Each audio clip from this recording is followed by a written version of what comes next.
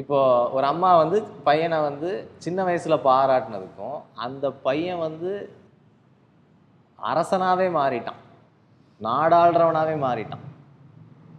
அப்பவும் வந்து தம்பி நீ சின்ன வயசுல வரைவியே அது ரொம்ப சூப்பர்ப்பா அப்படின்னு பாராட்டிட்டு இருந்தா அவன் வந்து ஏய் நான் இப்போ என்ன பண்ணிட்டு வந்துட்டு இருக்க, நீ எதை பாராட்டிட்டு இருக்கம்மா அப்படின்னு கேட்பான். ஸோ அரசனாக இருந்தது எப்படி, என்ன பாதையில் அவன் அரசனானா, எப்படி மக்கள் மனங்களை வென்றான், என்னென்ன டாக்டிக்லாம் யூஸ் பண்ணால், இதையும் சேர்த்து பாராட்டினா தான் அந்த ஹார்ட்டுக்கு நரிஷ் ஆகும். ஸோ என்ன சொல்ல வரேன்னா, இத்தனை நாள் வாழ்ந்த உங்களுடைய அனுபவத்தினுடைய தெளிவுன்னு ஒன்று இருக்கும்ல, என்னென்னமோ வாழ்க்கையில் வாழ்ந்திருப்போம், கற்று இருப்போம், செய்திருப்போம், எல்லாத்தையும் தாண்டி this is me, this is my core personality அப்படின்னு ஒன்று எனக்குள்ளே உருவாகிருக்கும் இவ்வளோ வருஷத்தில். அதில் யார் கவனம் செலுத்தி பாராட்டுகிறார்களோ அப்பொழுதுதான் அது நிறையும்.